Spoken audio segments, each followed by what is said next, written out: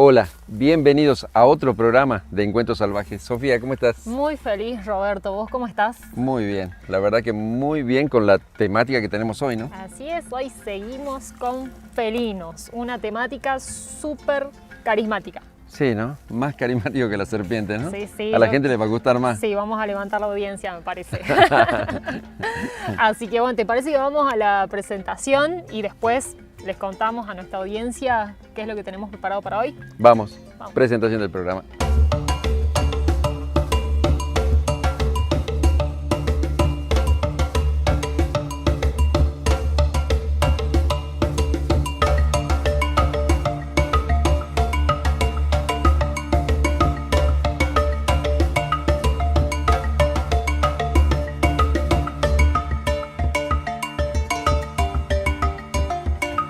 Sofi, qué linda presentación. La verdad que no nos vamos a cansar de repetirlo. Sí, linda presentación del programa. Y bueno, como anticipábamos anteriormente, hoy vamos a estar hablando de felinos, pero del felino más grande de Sudamérica. Hoy vamos a hablar del yaguareté. Qué hermoso animal, qué colorido, ¿no? Tal cual. Bueno, hace unos episodios atrás lo tuvimos a Caru hablándonos de su encuentro con el yaguareté. No sé si fabuloso, recordás. fabuloso. Tremendo. Y hoy vamos a poder tener la oportunidad no solamente de conocerlo un poco más al yaguareté, para quienes solo lo conozcan como un gran felino, sino también que lo vamos a conocer más científicamente gracias a las entrevistas que me voy a ir a hacer después con Juan Repucci. ¿Me vas a dejar de nuevo solo? Te voy a dejar sola. Te vas a hacer la entrevista. Pero primero vamos a ver la ficha Ficha salvaje. del yaguareté. Importantísima como siempre, ficha salvaje. Vamos. Vamos.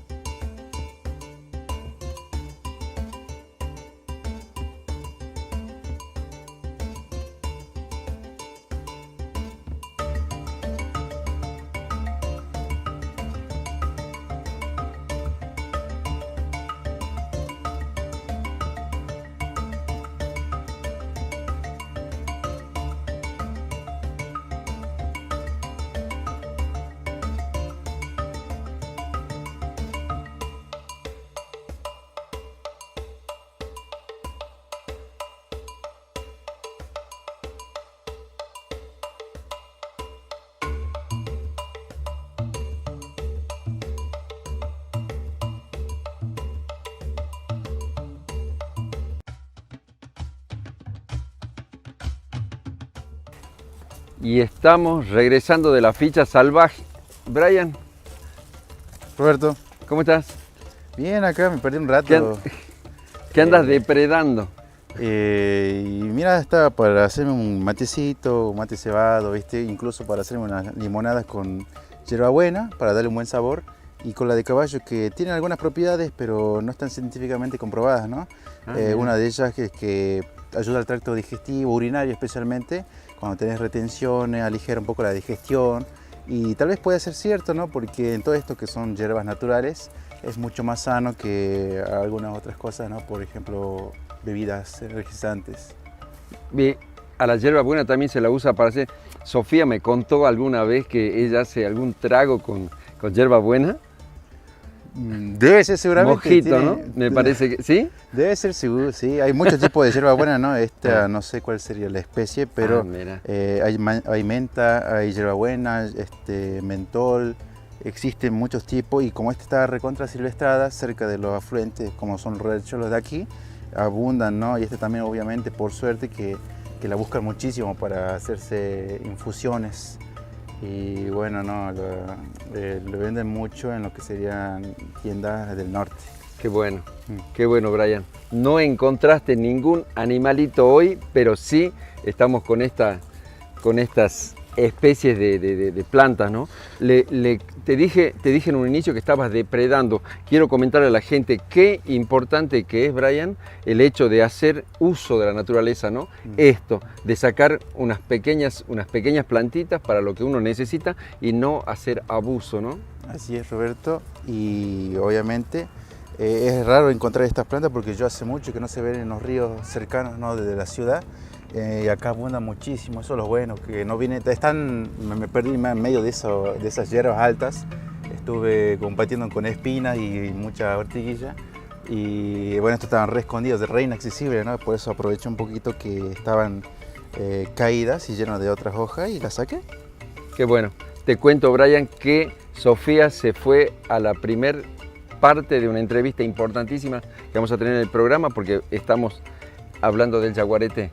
Así que tiene una entrevista con Juan. Así que vamos entonces a la primera parte de la entrevista con Juan.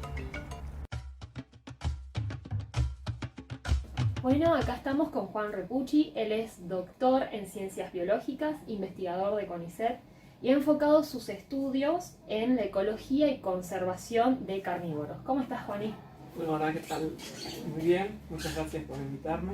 Gracias por tu tiempo. Primero que nada, fue complicado un poco por ahí coordinar. Sos una persona muy ocupada. Sí, bueno, a veces sí y a veces hay tiempos más complicados y bueno, acá estamos por suerte. Bien, bueno, contame, así que estás enfocado en la ecología y conservación de carnívoros. ¿Cómo empezó esto? ¿Vos de dónde sos? Le contemos un poco a la gente qué te motivó a estudiar esto y cuáles fueron tus primeros pasos. Bueno, la verdad fue un poco de casualidad. Yo soy de Bahía Blanca y estudié biología en la Universidad Nacional del Sur. Y bueno, había un proyecto ahí con carnívoros del pastizal serrano. Entonces trabajaba mayormente con zorros, gato montés y zorrino. Y a mí siempre me gustó más que nada el trabajo de campo, estar en la naturaleza, pero en ese momento estaba trabajando más con insectos. Pero fui de voluntario y me gustó el grupo y me gustó mucho el trabajo, que quería mucho trabajo de campo. Y así fue que empecé a trabajar con carnívoros y con el grupo este.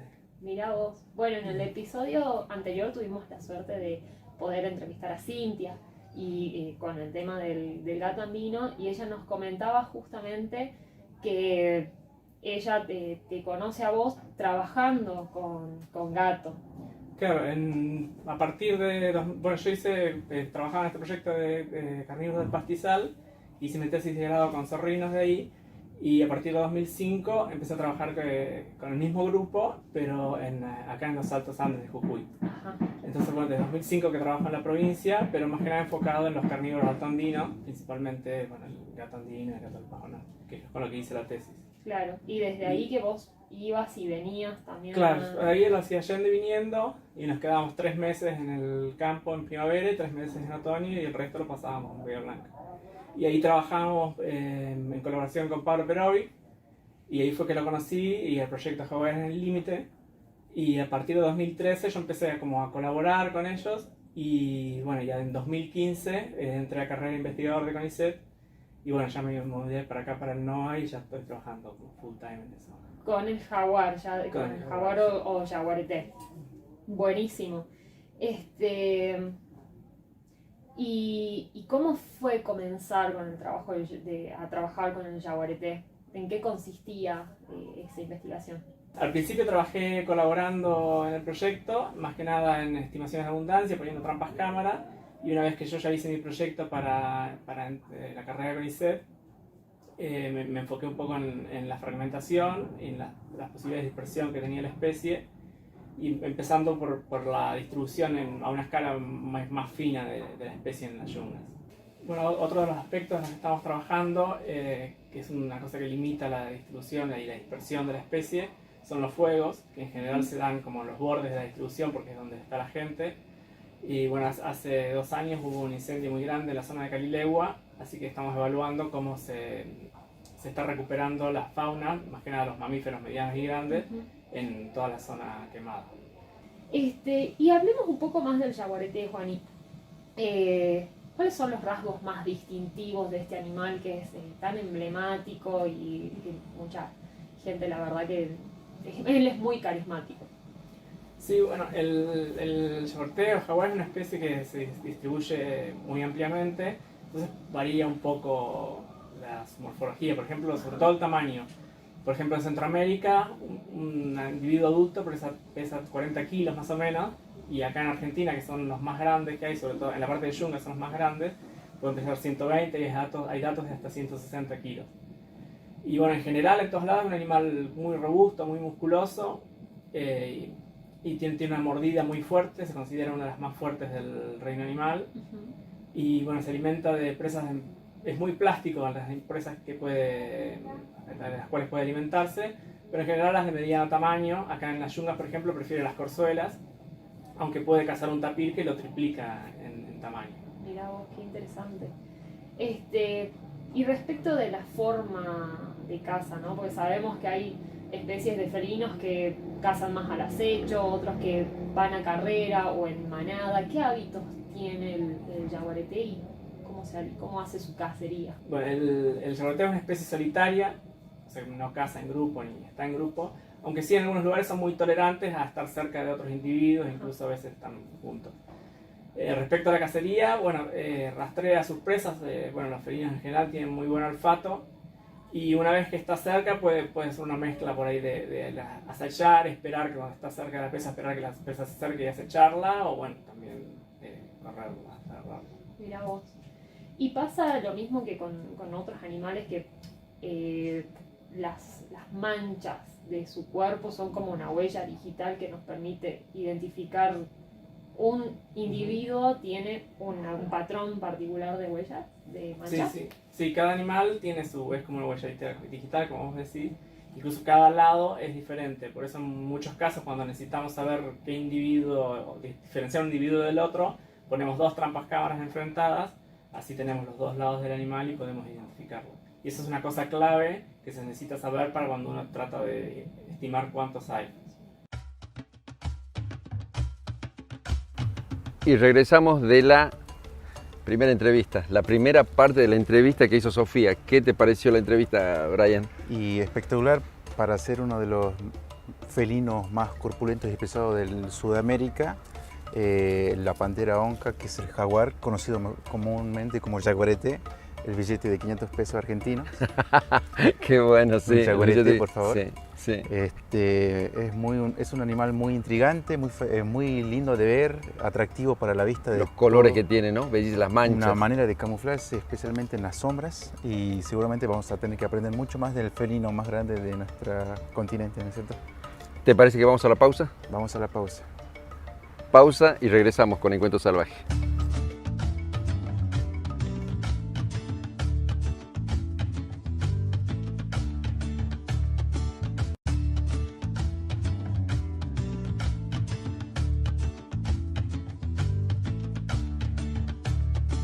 En Ledesma, hace más de 50 años que producimos papel a partir de la fibra de caña de azúcar. Además, reciclamos todos nuestros residuos sólidos. Generamos energía y preservamos 2 de cada 3 hectáreas de bosque por cada hectárea de producción de caña de azúcar. Somos parte de un paisaje productivo protegido en el corazón de las yungas jujeñas y por eso el cuidado del ambiente es fundamental para preservarlo para el paso de las generaciones futuras.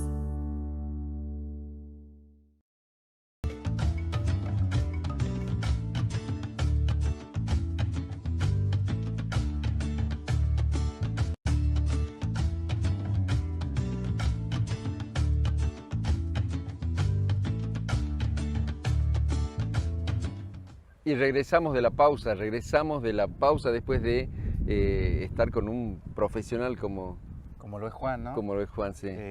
Sin más que agregar del jaguarete, porque se nota que tiene sus conocimientos y bueno, su estudio basado, ¿no?, también en el felino. Y yo quiero acotar también que me encanta un librito que nos hacen leer en primaria, que es de José Murillo, que se llama El tigre de Santa Bárbara. Normalmente acá en Jujuy al jaguarete se lo conoce como tigre. Es un animal muy raro de ver. Se creía antes que atacaban vacas, se creía que buscaba al humano como presa, se le tenía miedo, se lo cazaba, y más porque tiene una bella piel que es buscada, ¿no?, para hacer ciertos trabajos de cuero. Exactamente. Qué importante, ¿no?, conocer todo esto y muchos mitos y muchas creencias también, ¿no? Al igual que las serpientes. Al igual que muchos animales de la fauna autóctona. ¿Te parece que vamos a la segunda parte entonces? Segunda parte de la entrevista, que Sofía nos sorprende siempre con profesionales de estas características, ¿no?, súper profesionales para enseñarnos sobre el jaguarete. ¿Vamos entonces? Vamos entonces. Vamos a la segunda parte de la entrevista.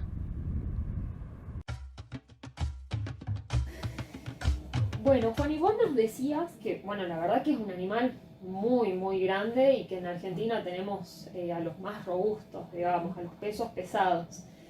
Al ser un animal tan grande seguramente necesita presas grandes. Bueno, hablabas de que es capaz de cazar tapires, pero además de las presas, ¿qué más necesita al ser un animal tan grande? Bueno, necesita grandes áreas y estas áreas tienen que tener una buena cantidad de disponibilidad de presas. Posiblemente necesitan áreas tan grandes que posiblemente no haya ninguna área protegida donde pueda vivir un jaguar sin tener que salir de ella. Así que es muy importante, eso nos muestra la importancia de proteger no solo las áreas protegidas, sino todas las áreas alrededor, tierras privadas, reservas privadas y todo. En la ficha salvaje nosotros mostramos que hay una distribución histórica y una distribución actual y que se redujo. ¿Nos podés hablar un poquito de esto? Sí, originalmente el jaguar llegaba desde el sur de Estados Unidos hasta el norte de la Patagonia, acá en Argentina. Se creía que más o menos el límite era el río Colorado, el río Negro. Hoy en día, a nivel global, la distribución se redujo en un 45%, pero en Argentina se redujo en un 95%. Es decir, que hoy nos queda el 5% de lo que había originalmente. ¿Y eso se sabe a causa de qué es? Es una especie que, bueno, entra en conflicto por ahí mucho con los ganaderos y ha sido foco de caza en todos lados. Esta retracción que yo te comentaba, incluso uno ve los datos históricos, los últimos datos de cada lugar y siempre es un animal cazado. Por ejemplo, uno de los más recientes, para darse una idea de que realmente hace bastante poco que se retrajo tanto, en Mendoza, que es un lugar bastante lejos de donde estamos ahora con la distribución, el último cazado fue en 1938 y en 1900 y pico todavía había en Buenos Aires, pero son todos datos de animales cazados. Y por todo esto es que se lo declara Monumento Natural Nacional. ¿Qué implica eso? O sea, ¿qué lleva a que declaremos una especie como monumento natural? Bueno, yo creo que una cosa importante es que es una especie carismática y que está en un peligro crítico. Además tiene un efecto importante ecológico en el ecosistema. Que sea un monumento natural nacional le da el máximo estatus de protección a la especie y es como que expresa una intención por parte del gobierno en comprometerse con la especie. Y eso a veces se traduce, bueno, en apoyo para la creación de los planes. Por ejemplo, tenemos los planes que comentaba regionales, también está el plan nacional, y que también se destinan fondos a la conservación de la especie. Bueno, Juani, y para ir cerrando, y como para transmitir un mensaje a la gente que nos ve, ¿qué puede hacer uno desde su pequeño lugar por la conservación del yaguareté? Bueno, principalmente, por supuesto, no cazarlos, pero también no cazar las presas, que muchas veces los lleva a comerse otros animales domésticos y es el conflicto que terminan muertos. Pero bueno, difundir el estado crítico que tiene de conservación la especie, y bueno, y por supuesto cualquier acción que uno haga para proteger el medio ambiente, por ejemplo tener cuidado con los incendios o cuidar el medio ambiente, bueno, ahora acá estamos en las yungas, va a tener un efecto más o menos directo en la conservación de la especie.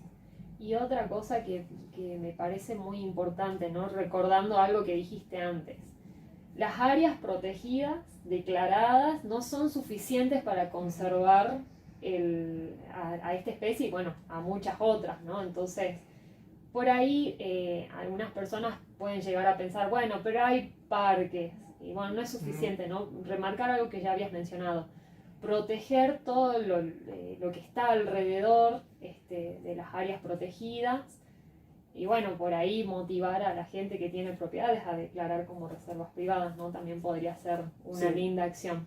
Sí, las áreas comunitarias que tienen su uso, también tienen ganadería, pero esas son muy importantes. Ahí también las áreas protegidas privadas, toda la distribución es importante porque bueno, ya se sabe que con los parques no es suficiente.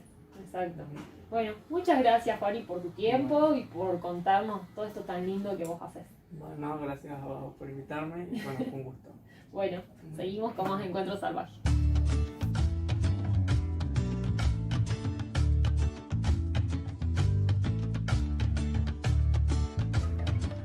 Sofía, qué buenas entrevistas. La verdad que un placer nuevamente, ¿no? Parezco muy reiterativa, pero es la verdad, siempre es un placer entrevistar a gente que ama lo que hace y que trabaja con animales tan amenazados, ¿no? Por tantas actividades que nosotros mismos realizamos de manera directa o indirecta. Y se nota el amor que tiene Juan y el querer cuidar todo esto tan fabuloso, ¿no? Que es el yaguareté. Definitivamente, una experiencia de campo también tremenda. Yo la verdad que lo admiro desde su tema de trabajo, el área de trabajo que él tiene y bueno, la verdad una calidad de profesional tremenda. Siempre nuestra provincia afortunadamente es reservorio y receptáculo de grandes científicos y estoy muy orgullosa de eso. Eso es verdad. Mucha gente de fuera de la provincia viene a hacer estudios a Jujuy, ¿no? Sí.